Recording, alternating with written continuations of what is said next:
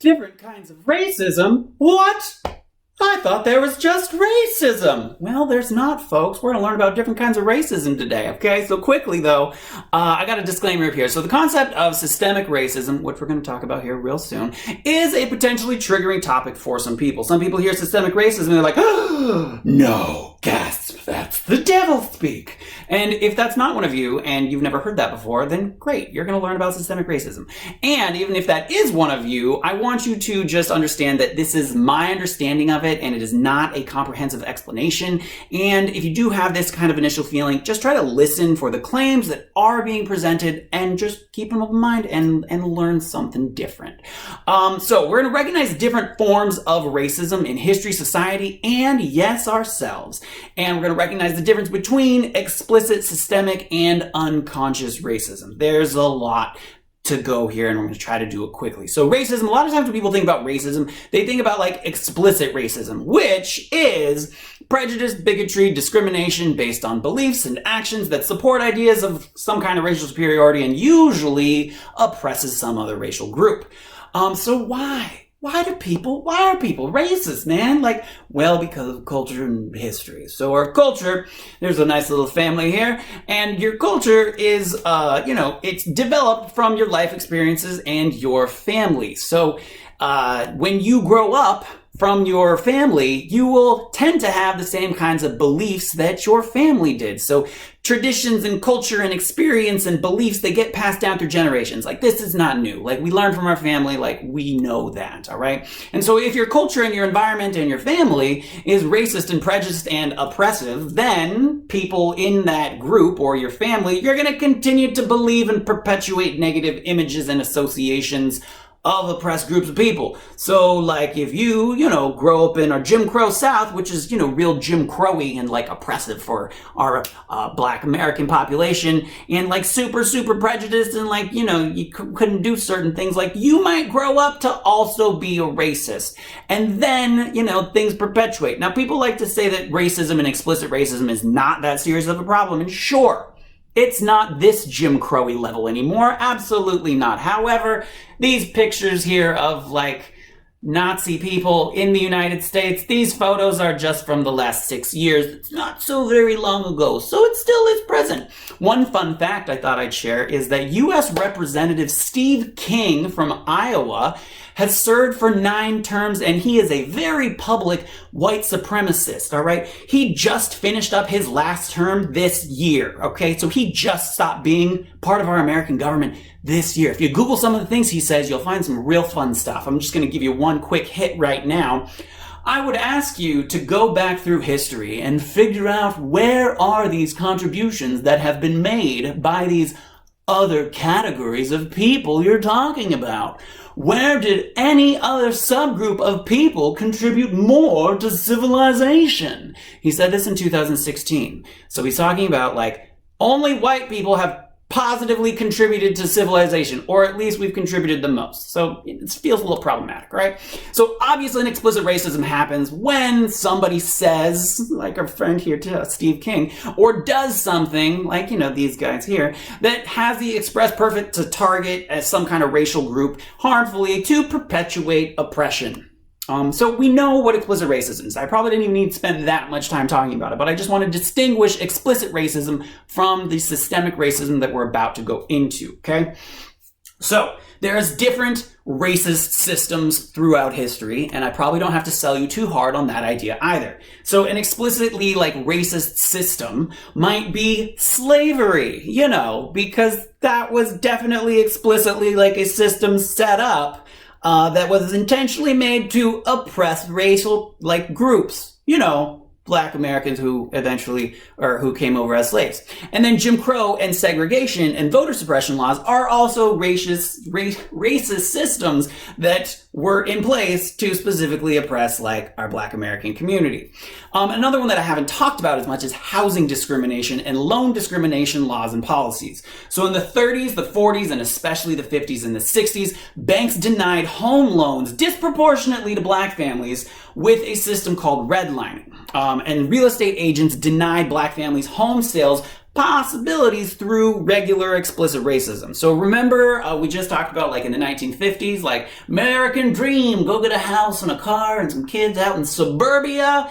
That was like the magic of the 1950s, and everybody was buying houses and it was a really cool thing to do. Well, if you were black or just not white, it was really hard to do this because most like housing communities had policies like this, even here in Washington, folks.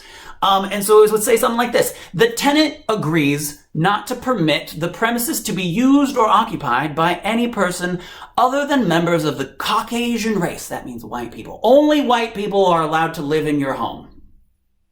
But the employment and maintenance of other than Caucasian domestic servants shall be permitted. So you can hire like not white servants and cleaners, okay? But if you're gonna live there, you better be white. This was legal all the way through the 1960s, guys, and it was everywhere.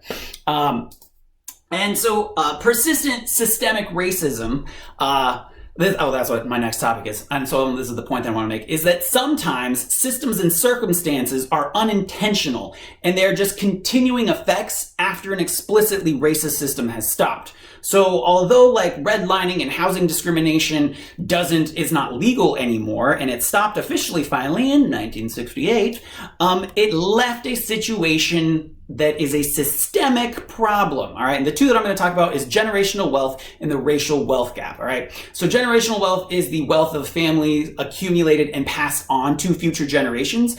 And the racial wealth gap talks about is referencing the average difference of wealth of the average black family and the average white family, or excuse me, just any family, people of color. You get the idea. There's a gap between white wealth and not white wealth. That's the idea.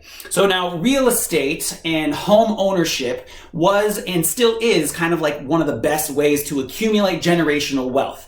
Buying a home is almost always a reliable investment. So again, go back on over here, all these white families able to buy a home in the 30s, 40s, 50s, and 60s and start saving up because the value of this house went up a lot over the course of the next couple decades. So black families being excluded largely from being able to own a home up until the Fair Housing Act of 1968, which finally legally outlaws housing discrimination, they're not able to do that. So the racial wealth gap and generational wealth, it's not a law. There's no law that says that black families aren't allowed to inherit their wealth.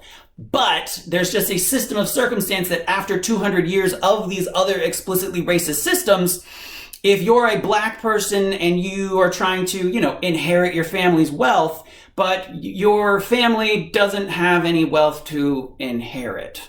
And that is the systemic problem that is persistent. So I also want to take a look at some statistics here. Okay, so this real quick too, since we were talking about home ownership. So this is from the National Association of Realtors in 2019. Approximately 41% of black families own a home and 71% of white families own a home. So certainly there are, of course, black families that own a home, about 41% of them. And there are certainly some white people that don't own some homes, and about 29% of them. And so my claim here is that the current circumstance of racial wealth gap is caused, at least in part, by the lack of ability to accumulate generational wealth, which is a result of our kind of history of explicitly racist systems. And there are, of course, other persistent systems that you could look at and consider as well. So this is poverty rates. And so our African American is the red line up here, and our white line is the dark blue one down here. And you can see that just on the whole, as recently as 2000, our black poverty rate is quite a bit higher than everyone else. And I think another interesting thing just to look at is here in the 1960s, which is kind of finally when the civil rights era was making some progress, is when you see a big decline in that poverty rate. So finally in the 1960s, a large amount of African Americans started doing better. Look at that, guys, in the middle of the civil rights era. Who would have thought? And this is real median household incomes. So this is not exactly the same thing as average, but similar to it. And so median household income by race is, you got black families down here at the very lowest, at the green line, about $40,000 in 2017. Native Americans are actually a little bit lower than that. I'm going to say a quick thing about Asians too. If you choose to look at like Asian civil rights and systemic problems and things, like you'll learn a little bit more about this, because this definitely has like the look like, oh, well, look, Asians are doing really well. And I guess generally on the whole, they are, but it's a little more complicated than that.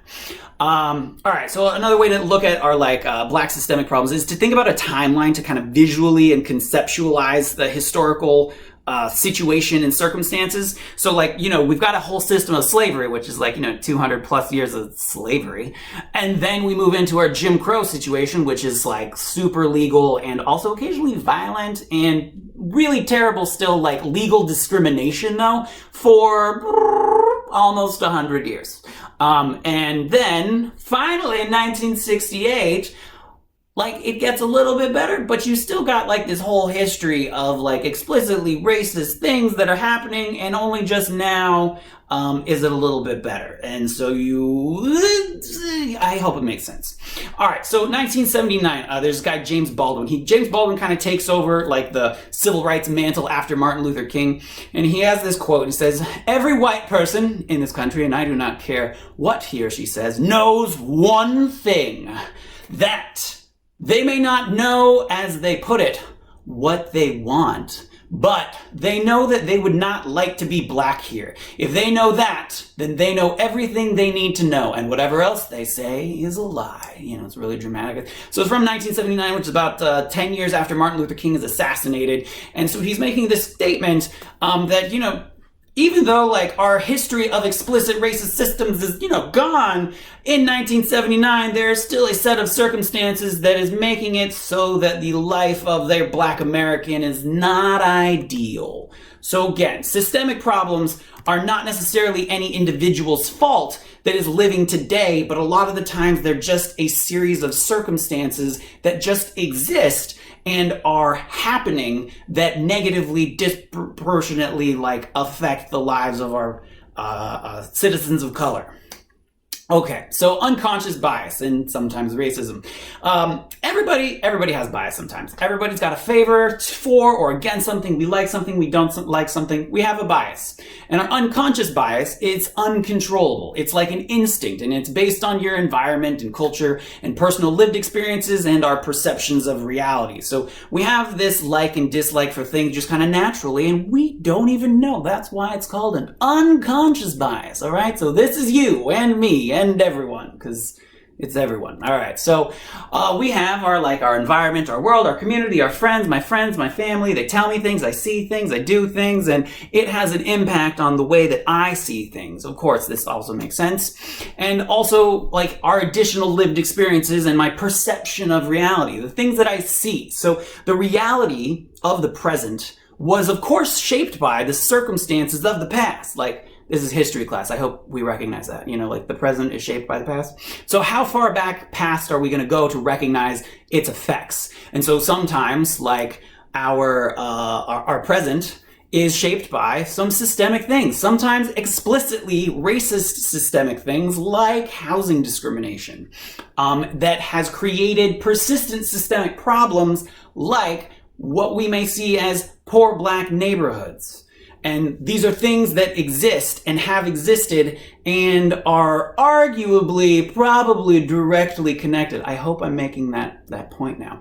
And it also does this other thing. And it has psychologically damaging stereotypes get developed. And so these things, they affect the way that we think about things. And another bit about stereotypes that happen, which this isn't a lesson about stereotypes, they get created by sets of real life circumstances, and then they get amplified and reinforced by media. And so I've talked a lot about like the effects of media on society and what people think. And so when people see things, it again helps other people around me in my community the way that they think about things. And so you have this loop that happens. And all of that together gets you to your unconscious bias sometimes. And so you have opinions sometimes that might be a negative opinion about things.